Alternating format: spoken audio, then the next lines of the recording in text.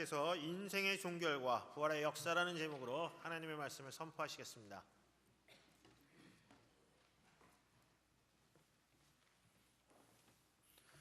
할렐루야. 아름다운 찬양으로 우리 하나님 큰 영광 받으신 줄 믿습니다. 우리 예수 그리스도께서 부활하심을 우리 가슴에 새기는 부활절에 부활의 기쁨과 생명력으로 충만하시기를 바랍니다. 우리 오늘 예수 부활의 기쁨을 찬양합니다. 옆 사람에게 우리 부활의 인사를 축복합니다. 해피 이스터, 부활신앙으로 승리합시다.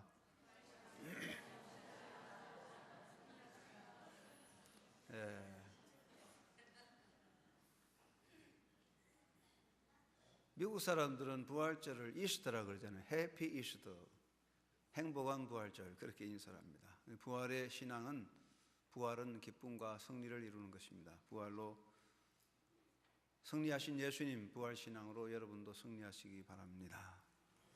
한국교회 최초의 목사가 7분이 안수받았는데 그 7분 중에 한 사람이 바로 길선주 목사님이고, 그분은 3.1운동 중에 33분의 대표에 포함되었던 사람입니다. 영계 길선주 목사님이 8살 때의 일인데, 동네 아이들과 놀면서 하늘에 가지각색의 구름을 보고 자기들이 자기 구름을 정하여 아름다운 구름을 보고 감상하며 기뻐했는데, 바람이 불면서 구름이 다 사라졌습니다. 이것을 본 길선주가 눈물을 흘렸습니다. 아이들이 왜 우냐 했더니 길선주가 말하기를, 너희들의 구름과 나의 구름이 모두 없어져서 운다 그랬습니다. 그러니까 친구들이 야, 원래 구름은 사라지는 거야 하고 길선주를 놀렸습니다. 그러니까 길선주가 대답하기를, 그거야 나도 알지만 장차 내 것이나 내 몸이나 내 몸이 저 구름처럼 없어지지 않니, 그렇게 말했답니다. 어린아이들과 같은 시절이지만 길선주는 어려서부터 인생에 관하여 생각했습니다.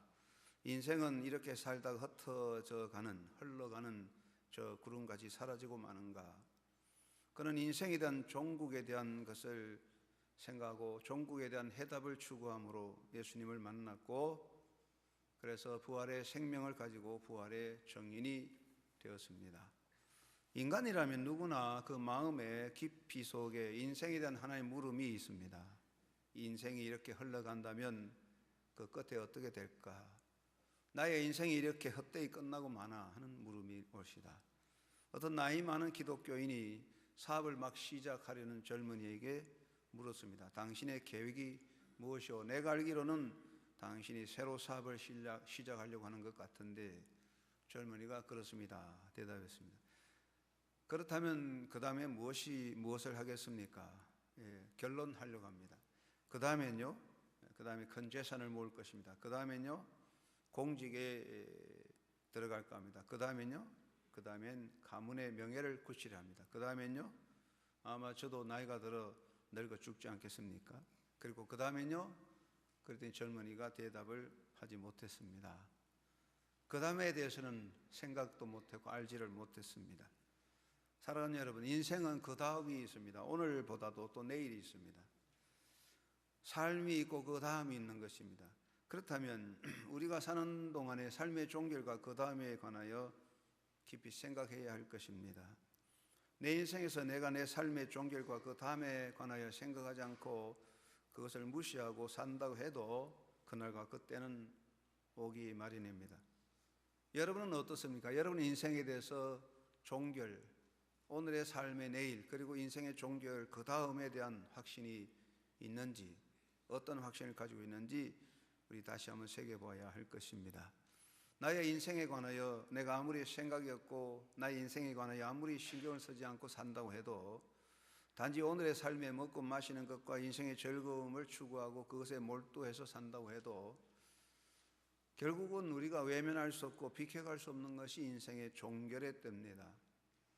그러므로 우리는 이 한 가지 물음을 꼭 던지면서 해답을 얻어야 됩니다. 내 인생의 종결의 때 나는 어떻게 되나? 나의 삶의 마지막 그 다음은 무엇인가? 여기에 대한 해답이 없다면 삶은 영원한 미궁으로 빠지는 것이며 험으로 끝나는 것입니다. 사람 사는 길을 가만히 보면 나 혼자만 가는 길입니다. 수많은 사람이 어울려 서로 부딪히며 살아도 결국에는 나는 나 혼자의 길을 가는 것입니다. 인생에서 다른 사람과 함께 갈 수 있는 길이 없고 나 혼자만 가는 것이 인생의 좁은 길입니다. 내가 누군가와 사이좋게 손을 잡고 오손도손 나란히 길을 가는 것 같아도 실상을 보면 결국 나 혼자만 가야 할 길입니다. 인생에서 두 사람이 같이 갈 수 있는 길은 없습니다. 나의 삶을 결코 누구에게 맡길 수도 없습니다. 우리가 살다 보면 무거운 짐을 나누어 질 수 있고 같이 동행할 수 있지만 그것은 단지 육체적인 문제요, 우리의 실존적인 문제는 나눌 수가 없습니다. 내가 내 인생이 내 마음에 안 든다고 바꾸고 다시 시작할 수도 없습니다. 여러분은 어떻습니까? 여러분이 이제까지 살아온 인생이 꼭 마음에 듭니까? 그러면 어떡합니까? 아이고, 내가 설계한다면 이렇게 설계하지 않겠다, 그렇게 생각하겠죠? 그래도 어떡합니까? 바꿀 수 없죠. 결국은 포기할 수 없죠. 끝까지 가야 됩니다. 내 길 가는 것이고 인생은 과정입니다. 하나의 목적을 향해 시작해서 끝을 향해 가는 과정이라고 하겠습니다. 이 과정을 다 통과함으로 어떤 목적에 이르게 되는데, 그러므로 과정이 중요합니다. 어제가 오늘을 있게 했고 오늘이 내일을 만들어가는 것입니다. 그래서 오늘 나무를 심어야 내일 열매를 얻는 것 같이 우리 인생의 하루하루를 잘 삶으로써 영원한 미래의 아름다움을 만들어가는 것입니다. 결국은 인생은 어느 날 종결의 시간에 서게 됩니다. 기차를 타고 가다 보면 종착점에 이르게 됩니다. 저희가 대학 시절에 철학과 학생들 모여서 사색전을 했는데 그때 논리학을 가르쳤던 송열 교수, 지금은 은퇴하신 분인데 그분이 시를 하나 썼는데 그분의 시는 나는 기차를 타고 가는데 여기가 종착역입니다 하는 소리가 싫다. 영원히 기차를 타고 가고 싶다. 그러나 여러분, 인생의 기차, 영원히 가는 기차는 없습니다. 결국은 다 종착점에 섭니다. 시험을 칠 때 정답을 다 못 써서 애를 타도 시간 되면 시험지 다 내놓아야 되지 않습니까? 히브리서 9장 27절에 사람에게 한 번 죽는 것은 정한이지요 그 다음에는 심판이 있다고 했습니다. 그런데 우리가 인생을 살든지 일을 하든지 모든 평가는 마지막 끝에 있습니다. 중간 과정에는 평가가 안 됩니다. 논문도 결론을 써야 평가가 나는데 우리가 일을 하든지 인생에 대해서 그 끝에 가서 두 가지 생각을 하는데, 첫째는 허탈과 후회의 말을 할 수가 있습니다.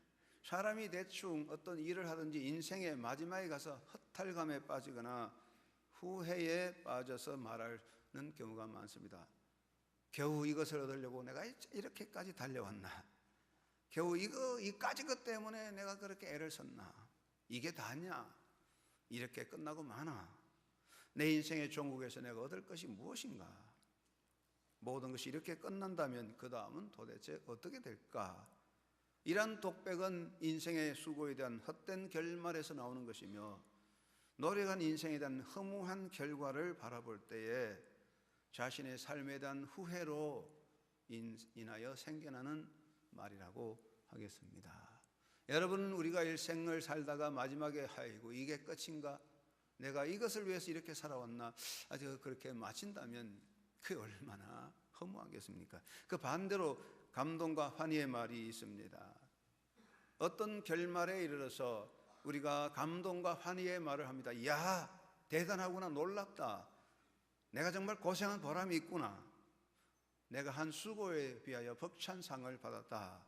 와, 앞으로 어떤 놀라운 일이 있을지 기대가 되고 가슴이 뛴다. 와, 이제부터 정말 행복이 시작되는구나. 이런 감동과 환희, 여러분 인생의 마지막에 이런 감동과 환희로 삶의 종결이 되기를 주의 이름으로 축원합니다.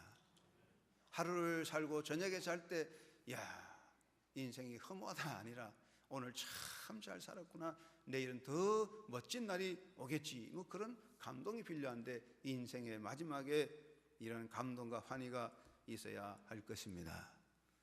여러분 아는 이야기겠지만은 어떤 신실한 기독교 가정의 부부가 있었는데 나이가 들어서 남편이 병이 들어서 아내가 정성껏 남편을 잘 섬겼습니다. 그래서 생각 밖으로도 오래 많이 살았어요. 보통 한 70에 돌아가실 줄 알았는데 한 80까지 사셨어요. 그래가지고 이제 남편이 먼저 돌아가시고 장례를 치르는데, 장례를 치르고 얼마 후에 남편으로부터 문자 메시지가 왔습니다. 그 내용이 뭐냐 하면, 여보, 이곳에 와보니 이렇게 좋은 걸 내가 미처 몰랐구나. 당신이 나를 잘 보살펴서 그 힘든 세상에서 그렇게 오래 살게 되었으니 여기 와서 보니 당신이 원망스럽소, 그랬답니다. 그래서 우리가 그저 마지막에 하나님 앞에 가면 그 얼마나 좋을까, 그런 생각을 해봅니다. 우리 예수님을 생각하면 십자가와 부활 두 가지가 있는데, 기독교는 십자가와 부활 두 가지를 빼면 안 되는데, 십자가는 고난과 무덤, 부활은 승리를 의미하는 것이죠. 여러분, 먼저 우리는 예수님의 십자가를 생각하지 않을 수 없습니다. 예수님의 삶은 고난의 길이었습니다. 예수님이 이 땅에 태어나실 때도 인류의 메시아로 이 땅에 오셨지만은 천한 모습으로 마구간에서 인생을 시작하셨습니다. 그의 삶에는 신적인 하나님의 영광과 권세가 나타나지 않았고 모든 것을 비우고 초라한 모습이었고, 태어나자마자 권력을 잡은 헤롯의 칼을 피하여 이집트로 피난도 가게 되고, 그는 나사렛에서 시골 마을 서민으로 사셨습니다. 예수님은 인간의 삶을 종결하고 메시아적인 삶을 살려고 갈릴리 여러 지역 다니면서 천국 복음을 전하시고 마지막에 예루살렘에 들어가셔서 온갖 멸시와 천대와 수치를 다 받으시고 십자가에 못 박히셨습니다. 그리고 돌아가셨고 그의 시신은 무덤에 묻히셨습니다. 이것이 메시아로 오신 예수님의 인간적인 삶의 종결입니다.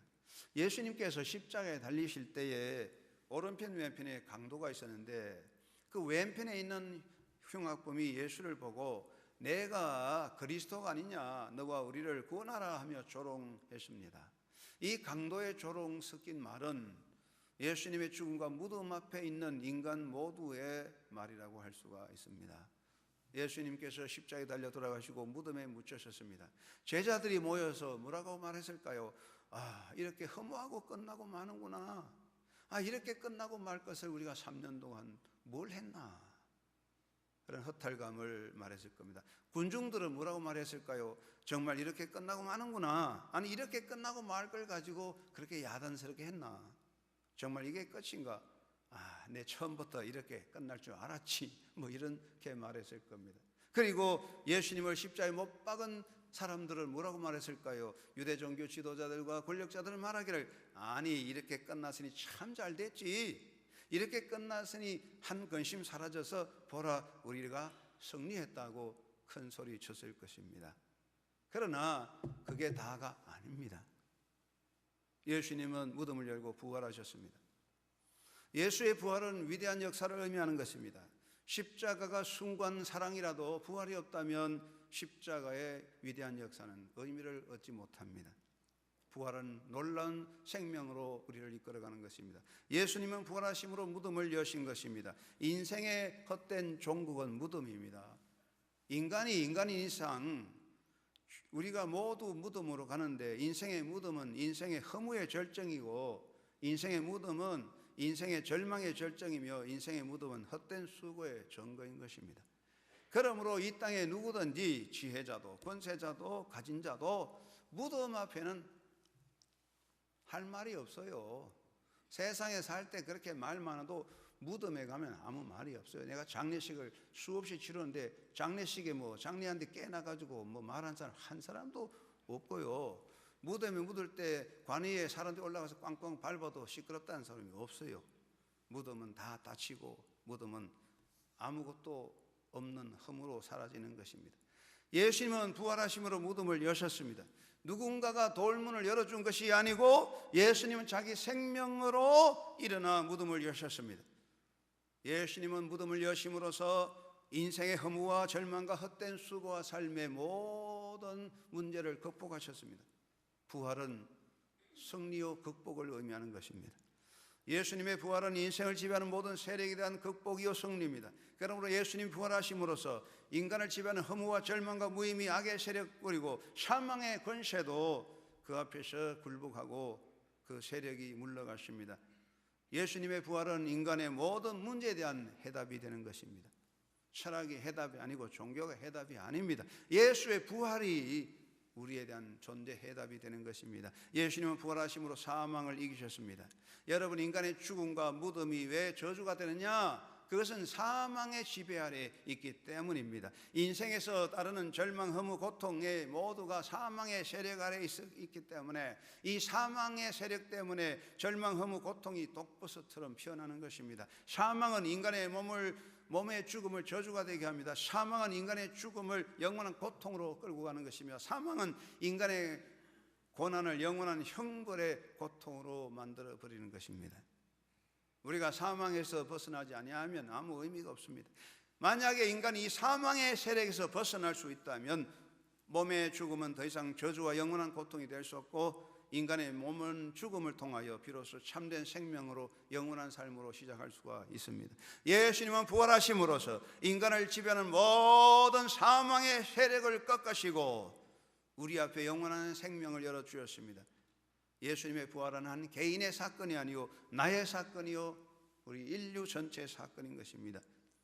예수 그리스도께서 부활하심으로 인하여 나의 삶에서 나의 육의 죽음은 영원한 생명의 시작이고 예수가 부활하심으로 인하여 나의 몸의 죽음은 하나님의 나라를 향하여 나아가는 영광된 삶의 시작이 되고 예수의 부활하심으로써 나는 예수님과 함께 영원히 하나님 나라에서 왕노릇하게 되는 것입니다. 예수님 부활하심으로 내 앞에 영광된 승리를 열어주신 것입니다. 여러분, 인간에게 부활이 없다면 내 인생은 영원한 저주요 영원한 형벌 아래 있을 뿐입니다. 예수님 부활하심으로써 위대한 승리자가 되시고 우리 앞에 승리를 주셨습니다. 사람의 승리, 인간의 승리는 영원한 승리가 아닙니다. 여러분, 우리가 전쟁에도 승리하고 경주에도 승리하고 여러 가지 승리하지만 그거 다 임시적인 것이고 나중에 다 뺏깁니다. 챔피언 벨트를 가지고 다른 사람이 다 뺏어가는 거예요. 이 세상에 참 승리는 없어요. 다 없어지는데 예수 그리스도의 부활의 승리는 영원한 것입니다. 그 누구도 그 무엇도 뺏어갈 수 없는 헛되지 않는 영원한 승리가 부활의 승리입니다. 여러분, 이 부활의 신앙으로 이 부활의 삶으로 살아가는 것이 기독교인인 것입니다. 인간에게는 가정이라는 것이 있습니다. 내일 비가 온다면 이 가정이죠. 만약에 내일 백두산이 화산 폭발한다면 그것도 가정이죠. 요즘 일본 후지산에 하루에 150은 미진이 있어서 이상이 징후고 있다. 만약에 후지산이 폭발해 버린다면 그것도 가정이죠. 그런데 세상에 가정이 많습니다. 핵전쟁이 터진다면 그것도 가정이지만은 수많은 가정이 있어도 인간에게 최악의 가정이 뭐냐? 그것은요, 만약에 예수의 부활이 없다면 이것은 인간 존재 최악의 가정입니다. 내일이 역사의 종말이 오고 내일이 핵전쟁이 터져도 부활하면 괜찮지만 부활이 없다면, 만약에 인간에게 부활이 없다면 이 가정은 생각만 해도 끔찍한 거, 생각만 해도 허무로 인하여 몸서리쳐집니다. 생각만 해도 사는 게 저주가 된다고요. 부활이 없다면 어떻게 살 수 있을까요? 위대한 부활의 역사, 이것이 주님이 주신 은혜입니다. 이 부활 신앙으로 행복한 승리자가 되기를 주의 이름으로 축원합니다. 할렐루야, 우리 예수 부활 성천하셨네. 시작. 할렐루야, 우리 예수 부활 성천하셨네. 세상 사람 찬양하니 천사와 다 파도다. 아멘. 아니, 이래 불러가지고 세상 사람이 놀라겠습니까? 할렐루야, 우리 예수 부활 성천하시니. 오늘 아멘 찬양대가 좀 큰 소리로 시작. 할렐루야, 우리 예수 부활 성천하셨네. 세상 사람 찬양하니 천사마다 화도다. 아멘. 사랑하는 여러분, 인간에게는 가정이 있습니다. 내가 내일 가난해져도, 내가 내일 병들어도, 아니면 역사가 내일 망한다 할지라도 다 괜찮아요. 그러나 만약에 부활이 없다면 인생은 끝나는 것입니다. 그러나 그 가정은 없습니다. 예수님 부활하셨습니다. 예수의 부활은 역사적인 사건이요, 나의 존재 부활도 역사적인 사건으로 이루어질 것입니다. 사랑하는 성도 여러분, 여러분 존재에서 절대적 확신이 무엇입니까? 무슨 확신을 가지고 있습니까? 그것은 나는 예수 안에서 의롭다함을 얻어 하나님의 자녀가 되었고 하나님의 사랑 안에 살고 있다. 이 확신이 절대적인 것입니다. 그리고 여러분 인생에서 더 이상 의심할 수 없는 사실 진리는 무엇입니까? 그것은 몸의 부활과 하나님의 나라의 영광의 삶을 누리는 것은 더 이상 의심할 수 없는 진리인 줄로 여러분 가슴에 새기시기를 바랍니다. 우리는 부활의 신앙으로 굳게 서야 되는 것입니다. 한번 따라합시다. 부활 신앙으로 굳게 서자. 뭐로 굳게 서야 되냐? 인삼, 녹용, 보약 먹고 굳게 서는 게 아니고 세상 사상에 굳게 서는 것이 아니라 부활의 신앙으로 굳게 서야 되는 것입니다. 내 몸의 부활과 하나님의 나라에 대해서 더 이상 의심할 수 없다고 한다면 우리가 이 세상에 일어나는 인생의 문제에 대해서 그것을 시시비비하지 말고 뛰어넘어가야 할 것입니다. 삶의 허무와 무의미가 있고 인생에서 수많은 고통과 고뇌도 있고 세상의 미혹이 있고 인간의 삶에서 인간관계의 상실과 아픔과 고통도 있고 사탄의 방해도 있고 악의 방해도 있지만은 그럼에도 불구하고 부활의 신앙을 가지고 이 모든 것을 뛰어넘어가는 자가 되어야 합니다. 부활은 영원한 것입니다. 부활 신앙 앞에 세상은 스쳐 지나가는 것입니다. 인생의 눈물도 스쳐 지나가고 인생의 고난도 스쳐 지나가고 인생의 실패도 스쳐 지나가고 인생의 허무도 잠시 지나가지만 부활의 능력은 영원히 우리를 세워줄 것입니다. 여러분 부활신앙으로 참고 견디는 신앙자가 되기를 바랍니다. 여러분 예수님께서 십자가에 달려 돌아가시고 무덤에 갇히셨는데 며칠 동안 계셨나요? 한 달? 1년? 3일 동안 계셨습니다. 그렇다면 3일 만에 부활하셨습니다. 여러분 사망의 세력도 무덤도 예수님을 3일 이상 감감할 수 없었습니다. 딱 3일만 있다가 부활하셨습니다. 왜 3일일까요? 당장 십자가에서 돌아가시자마자 부활 성취할 수 있지만 왜 무덤에 3일 계셨을까요? 우리에게 중요한 교훈을 줍니다. 내가 무덤에서 3일 동안 있다가 부활했다. 너의 인생의 허무도 절망도 인생의 무덤도 모든 사망의 세력도 3일이면 끝나간다. 여러분 인생의 고뇌와 눈물과 슬픔이 있을 때 참으면 3일 만에 다 지나가는 것을 믿으시기 바랍니다. 예수가 부활하셨습니다. 무덤을 여셨습니다. 인생의 모든 절망도 다 열리는 것입니다.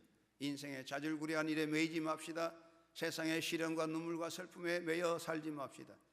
작은 일에 발이 붙잡혀 매여서 가두어져서는 안 됩니다. 예수님께서는 세상에서 멸시 천대 수치 다 당하셨지만 조금도 개의하지 아니하시고 승리하셨습니다. 우리가 이 세상에 살 때 고통도 눈물도 슬픔도 또는 여러 가지 실패도 있지만은 거기에 개의하지 말고 부활신앙으로 참고 견디며 달려가는 믿음의 승리자가 되어야 할 것입니다. 우리나라 초대교회 복음의 위대한 전도자 예수천당 외치던 최봉선 목사님 계셨는데 권세가 많이 나타나서 최권능 목사라고 통합니다. 그는 신사참배 반대하다가 감옥에 갇혔습니다. 두 번째 감옥에 갇혀서 나라와 역사를 위해서 금식하며 40일 기도하다가 병들어 돌아가실 때 하늘에서 전부가 왔구나 나를 오라신다 하고 돌아가셨습니다. 부활신앙으로 세상에 매일 거 아니에요. 뛰어넘어가야 합니다. 부활신앙으로 끝없는 도전하는 신앙자가 되시기를 바랍니다.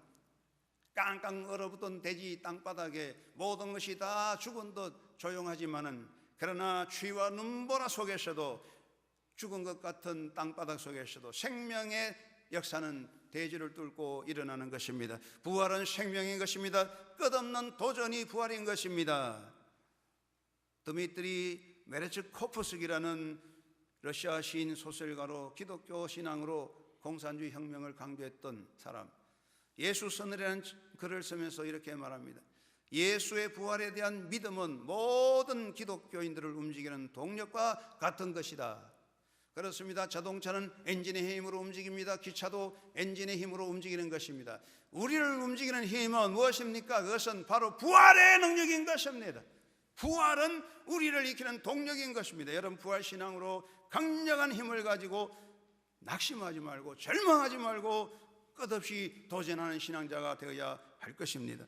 두드러지면 문이 열리듯이 믿음으로 도전하는 자 앞에 문이 열릴 것입니다. 사도 바울은 말씀하시기를 이 모든 일에서 나를 사랑하시는 이로 말미암아 이기고도 남는다. 겨우 이긴다.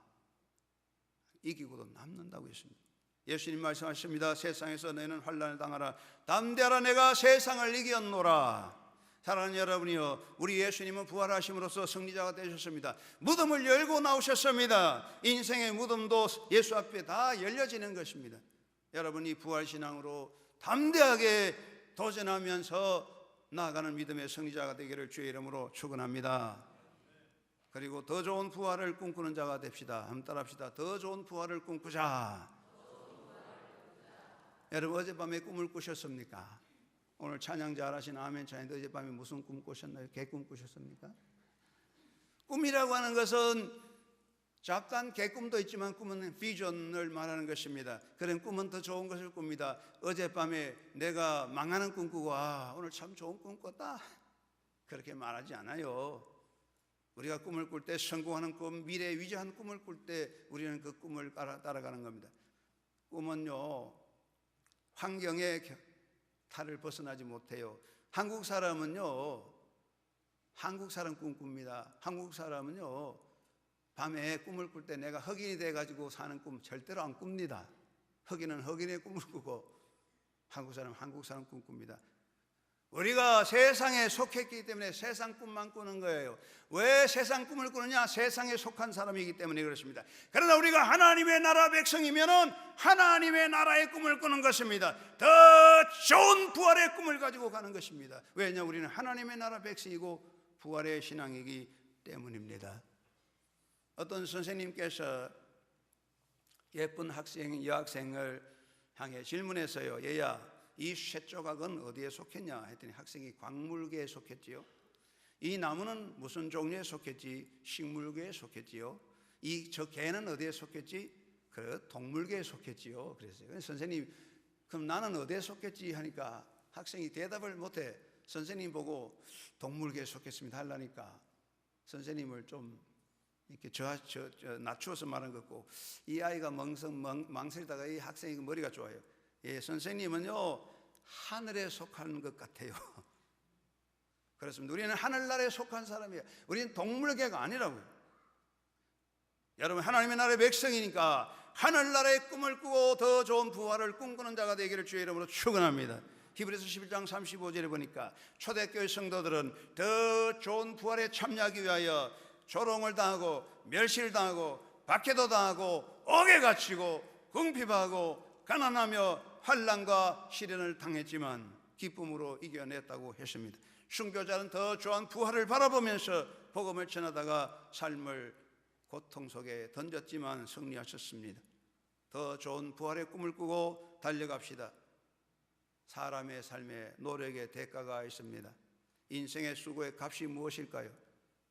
수고한 삶의 값은 무엇일까 생각해 봅니다. 초등학교 동기들이 서울에 좀 있어가지고 얼마 전에 오라 그래서 한번 갔다고요. 처음 가는데 정이 안 나더라고요. 그런데 그 중에 이제 초등학교 서울에 있는 동기 회장이 있는데 이 사람이 가만히 불교 신자 같아요. 제게 문자 메시지를 자꾸 보내는데 처음에는 몇 번 봤다가 요즘 안 봐요. 열어보지 않고 지워요. 왜 그러냐면 그 문자 메시지 보면은 뭐 인생은 공허로 간다, 버리고 갑시다, 나누고 갑시다. 그거 좋은 말인데 끝에 가서는 아무것도 없어요. 이 세상에 이렇게 허무하다는 이야기를 듣고 하는데 그 이야기 들어서 못하겠냐? 우리는 기독교인으로 부활신앙을 가졌다. 볼 게 없더라고요. 여러분, 우리가 이 땅에 참고 나누고 뭐 어쩌고 저쩌고 해도 나누지 마지막에 가는 게 없다는 말이에요. 여러분, 이 세상에서 열정을 가지고 수고하고 애를 써도 마지막에 우리에게 주어지는 것은 무엇입니까? 빈 무덤만 남을 뿐인데, 그런데 여러분, 요즘은요, 부모님이 돌아가시면 자녀들이 무덤에도 안 묻어줘요. 여러분, 그렇게 수고하고 애를 썼지만 무덤 하나도 없어집니다. 뭘 얻겠습니까? 사라지는 것입니다. 더 좋은 부활을 향하여 나아가는 신앙자가 되어야 할 것입니다. 스위스의 철학자요, 법학자요, 유명한 정신적인 지도자, 행복론을 만든 칼 힐트가 인생이 60대 되면 세 가지 유형이 있다. 첫째는 아이고, 인생을 공연히 속아 살았구나, 이제 남은 시간 실컷 먹고 즐기다가 가자. 두 번째는 사회적으로 출세하고 존경받는 사람들, 인생은 속아 살았지만 나를 존경하는 사람들이 있고 내 명예와 지위를 보장받았으니 그래도 내 명예 지위에서 참고 끝까지 뭐 살아야지 별 수 있나. 셋째는 처음부터 끝까지 전문과 신념을 가지고 사는 사람, 하나님의 나라를 바라보고 사는 사람이라고 말했습니다. 인생은 속아 사는 겁니다. 하나님의 나라가 없는 인생은 속아 사는 것입니다. 그러므로 여러분, 천국을 바라보고 더 좋은 부활을 바라보고 하늘나라의 상을 바라보고 달려가는 신앙자가 되시기 바랍니다. 예수님 말씀하시기를 착하고 충성된 종아, 내가 작은 일에 충성하시니 잘하였도다. 내 주인의 즐거움에 참여할지어다. 주인의 즐거움, 하나님 나라의 즐거움에 참여할지어다. 할렐루야. 여러분이 땅에 주를 위해 살면 하나님 나라의 즐거움, 천국의 즐거움을 누리게 될 것입니다. 우리가 사는 동안에 주님을 향해 나가는 것입니다. 사도 바울은 우리가 이 세상에 살 때 주님을 위해서 금이나 은이나 보석으로 집을 지으면 천국의 상이 있다고 하셨습니다. 사랑하는 여러분, 사는 동안에 하늘나라의 부활을 찾는 주님을 섬기며 교회를 섬기는 신앙의 기쁨이 되기를 주의 이름으로 축원합니다. 여러분, 이 세상에서 우리가 시간도 있고 재능도 있고 물질도 다 있지만은 이 세상에 있는 거 한순간에 사라지는 것입니다.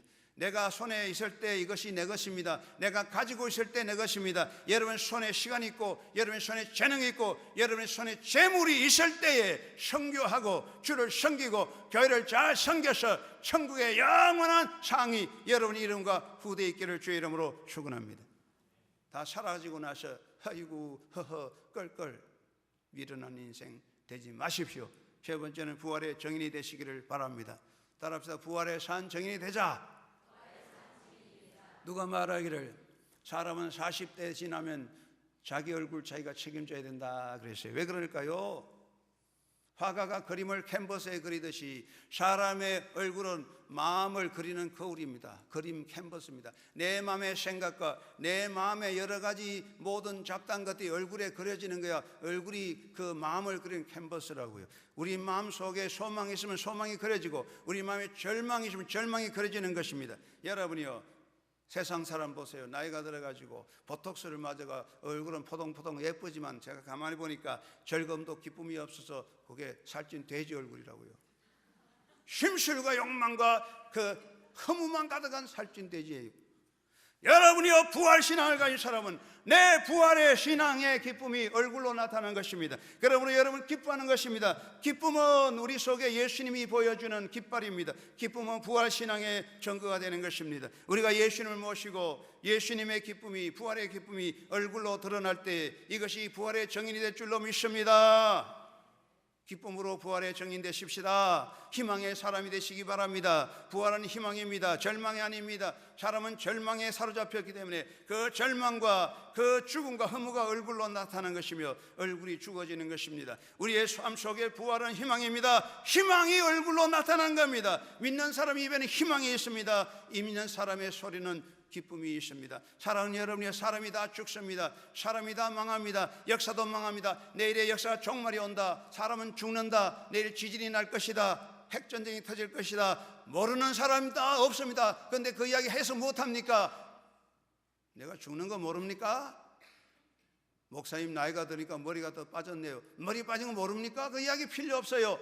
우리에게 필요한 희망입니다. 희망이 있습니다. 미래가 있습니다. 우리는 부활합니다. 하나님의 나라가 있습니다. 할렐루야.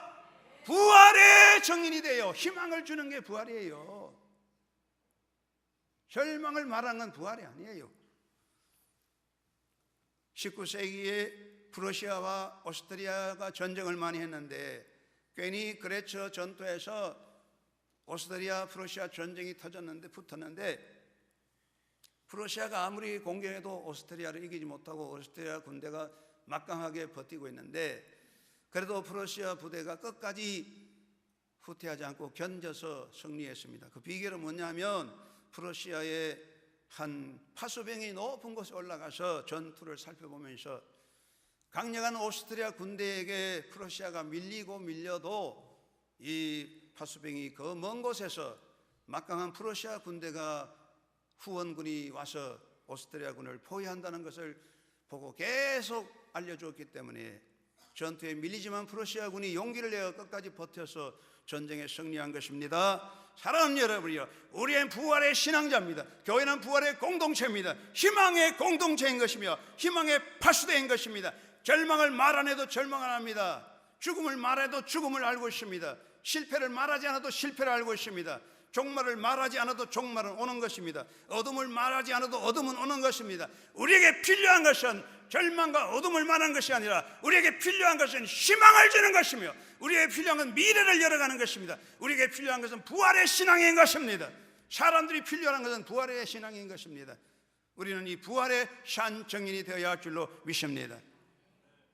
그리고 봉사의 삶을 살아야 되는 것입니다. 부활은 헌신과 봉사인 것입니다. 부활 신앙자는 이 땅에 집을 짓고 이 땅에 부활을 쌓고 이 땅에 내 깃발을 세우지 않습니다. 헛된 인생에 사람들이 깃발을 세우는 것입니다. 우리 부활 신앙은 봉사의 삶을 사는 것입니다. 인도의 수상 네루가 다음과 같이 말했습니다. 수천 년의 세월이 흐르는 동안 인도의 종교들은 사람들 하여금 땅을 개간하고 집을 짓고 넙지를 베우고 댐을 건설하도록 자극하지 못했다. 그러므로 우리는 그리스도 교회가 칭송을 받아 마땅함을 인정한다. 교회는 세계 도처에 인간의 짐을 들어주려 노력해왔다.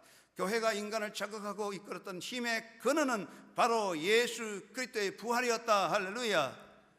부활의 신앙이 있기 때문에 가는 곳마다 생명을 일으키고 부활의 신앙이 있기 때문에 가는 곳마다 사람을 살리고 봉사와 헌신을 하는 것입니다. 사랑하는 여러분의 마음속에 부활의 신앙이 입으로 몸으로 살아나서 봉사자가 되기를 바랍니다. 여러분의 삶 속에 예수님, 여러분 속에 계신 예수님께서 여러분의 입과 여러분의 손발로 그의 사랑을 나타내도록 서임받게 되기를 바랍니다. 여러분 속에 일하신 성령께서 여러분의 입과 손발로 말하고 일할 수 있도록 주님께 서임받는 부활의 산 정인이 되기를 주의 이름으로 축원합니다. 사랑하는 여러분의 부활은 종교 교리가 아닙니다. 부활은 기독교 교리가 아닙니다. 부활은 종교 신념이 아닙니다. 부활은 사상이 아닙니다. 부활은 관념이 아닙니다.